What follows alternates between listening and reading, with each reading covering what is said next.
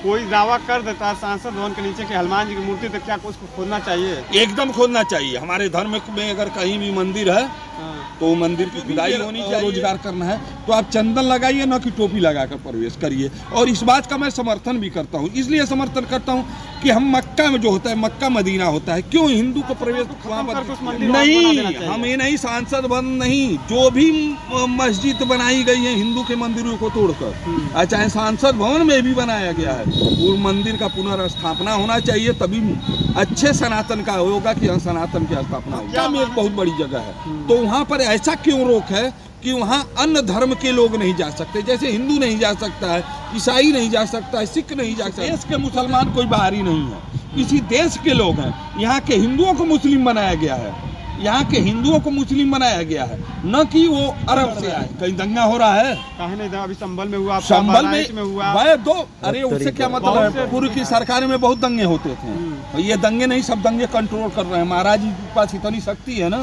कि एकदम कंट्रोल कर रहे हैं सबको, जो है जो ठंडा कर दे रहे हैं महाराज जी। कर आदाब दोस्तों, तो इस समय हमारी मौजूदगी है कोपागंज में, और हम बता दें कि जो हमारे पास शख्स मौजूद है, पहले इनका हम परिचय बता दें। देशज परशुराम सेना के प्रदेश अध्यक्ष पंडित अजीत कुमार पांडे जी मौजूद हैं।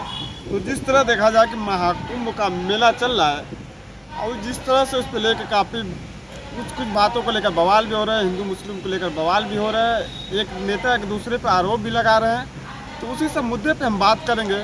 तो आइए चलते हैं, इनसे सीधे बात करते हैं। अच्छा, देखा जा रहा है कि महाकुंभ मेला जो होता है, देखा जाए कि पूरे भारत से तो लोग आते ही हैं, और विदेशों से लोग वहाँ महाकुंभ में लोग आ रहे हैं, लेकिन जिस तरह वहाँ पे हिंदू मुस्लिम किया जा रहा है, और उसमें ये कहा जा रहा है, चाहे कोर्ट से भी आदेश से, चाहे प्रदेश की सरकार भी कह दी है कि वहाँ पे मुसलमानों का वर्जित है, तो ये कहाँ तक ठीक है?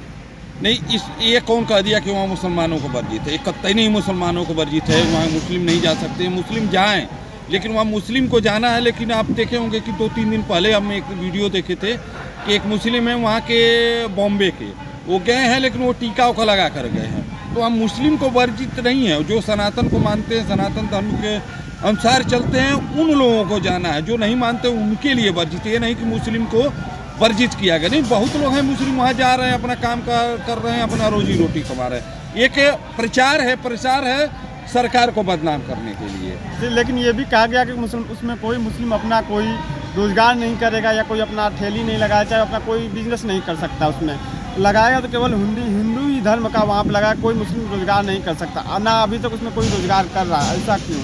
नहीं, ऐसी कोई बात नहीं है। देखिए क्या है कि बस एक स्टैंड है हिंदू धर्म, और जैसे जो सरकार है, जो मुख्यमंत्री जी हैं, माननीय मुख्यमंत्री जी योगी आदित्यनाथ को, इनको बदनाम करने के लिए एक ये स्टैंड लिया गया है कि वहाँ मुसलमानों को रोका गया है। जैसे कि गोरखनाथ मंदिर की एक बात कर लें, तो वहाँ पर गोरखनाथ मंदिर में 75% या तो 60% या 50% वहाँ मुस्लिमों की दुकान है, और लोग कहते हैं कि ये विरोध है। चाहे वो, ऐसी कोई बात नहीं। मुसलमान जहाँ हैं वहाँ खुश हैं।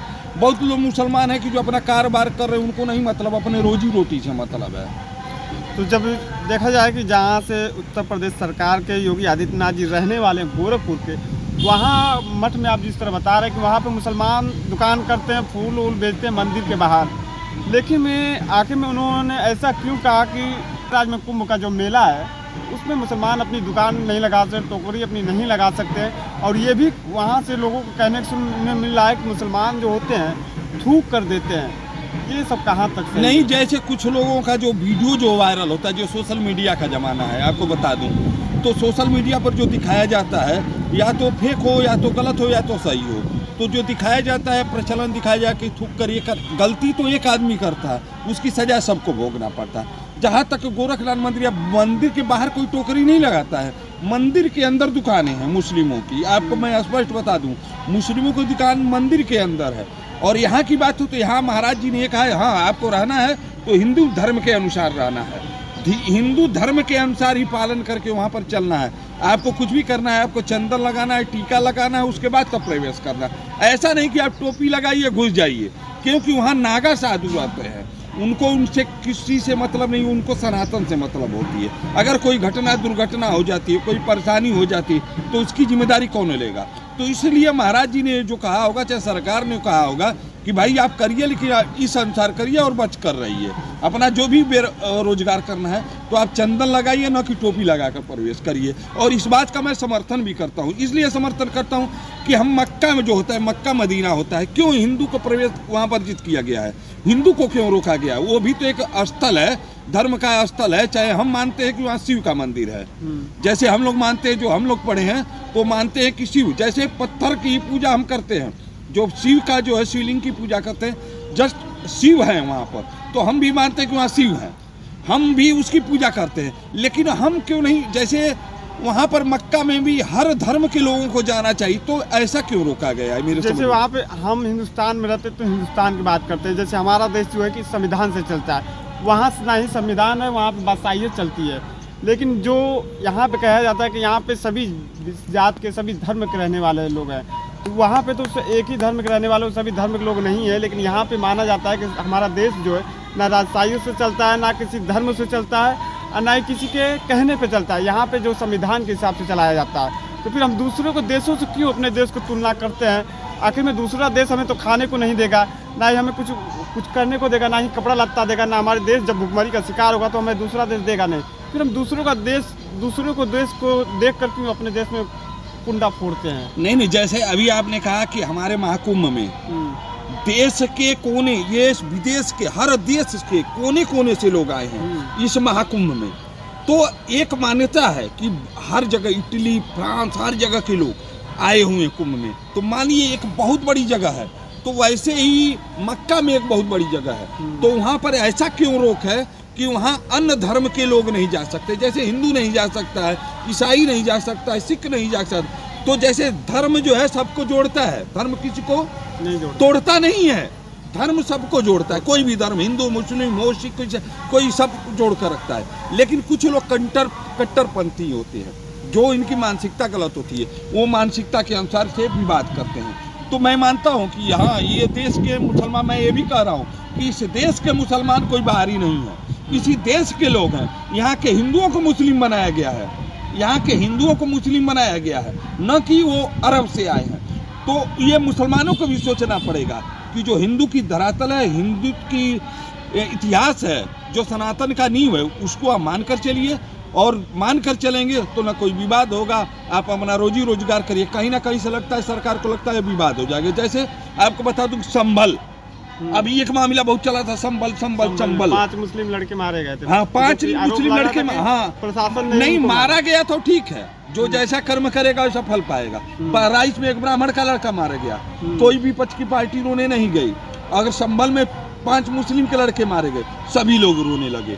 अगर दर्द होना चाहिए तो दोनों के साथ। संभल में जितना खोदाई हुआ है, सारे जगह मंदिर मिले हैं। तो कुछ न कुछ ऐसा है इस देश में कि पहले के लोग आए, जो अरब से आए, जो ये लोग आए विदेशी, वो क्या किया, आक्रमण करके हमारे धरातल, हमारे सनातन धर्म के मंदिरों को तोप दिया, और तोपा गया तो आज उजागर होता है। आज जो देखिए समय बदलता है। कोर्ट ने भी तो आदेश दिया था कि जैसे अयोध्या का जैसे फैसला आने के बाद कोर्ट ने भी आदेश दिया था कि अब से कहीं खोदा नहीं जाएगा।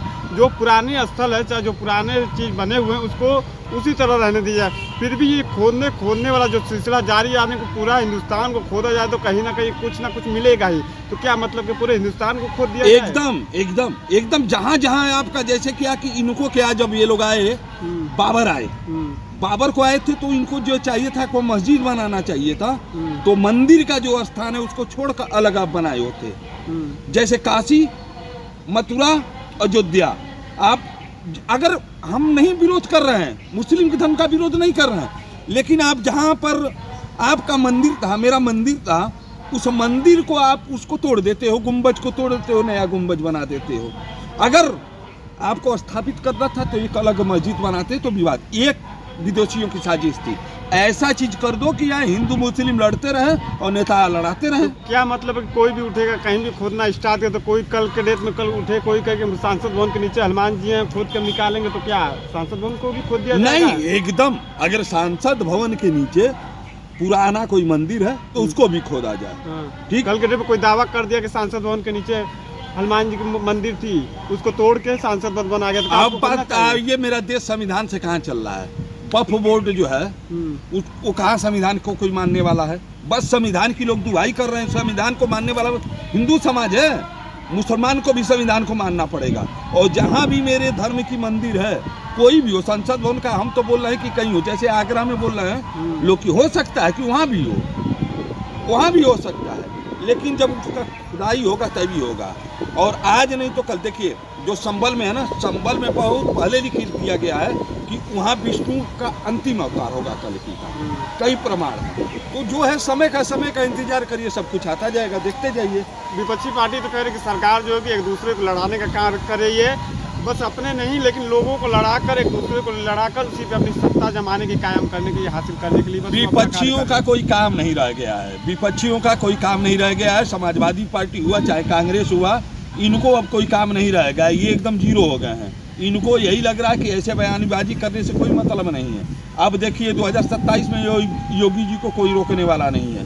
मोदी जी का चुनाव हुआ, मोदी जी हो गए प्रधानमंत्री, 2027 में फिर पुनः योगी जी प्रदेश के मुख्यमंत्री बनेंगे, इसको कोई रोक नहीं सकता। मेरा जो एक सवाल था कि कोई दावा कर देता है सांसद भवन के नीचे कि हनुमान जी की मूर्ति, तो क्या उसको खोदना चाहिए? एकदम खोदना चाहिए। हमारे धर्म में अगर कहीं भी मंदिर है तो मंदिर की खुदाई होनी चाहिए, उस मंदिर का पुनर्स्थापना होना चाहिए। और यानी कि सांसद भवन को खत्म करके उस मंदिर नहीं, हम ये नहीं, सांसद भवन नहीं, जो भी मस्जिद बनाई गई है हिंदू के मंदिरों को तोड़कर, चाहे सांसद भवन में भी बनाया गया है, वो मंदिर का पुनर्स्थापना होना चाहिए, तभी अच्छे सनातन का होगा कि सनातन की स्थापना होगी। क्या माना जाए, जैसे देश हमारा चल रहा है जितने बढ़िया, जब एक दूसरे लोग आपस में लड़ते रहेंगे तो ये देश किस तरह से आगे बढ़ेगा? कभी नहीं लड़ रहे हैं, कहीं दंगा हो रहा है? कहीं नहीं था, अभी संभल में हुआ, संभल में हुआ, अरे उससे क्या मतलब है, पूर्व की सरकार में बहुत दंगे होते थे, ये दंगे नहीं, सब दंगे कंट्रोल कर रहे हैं। महाराज जी के पास इतनी शक्ति है ना कि एकदम कंट्रोल कर रहे हैं, सबको जो है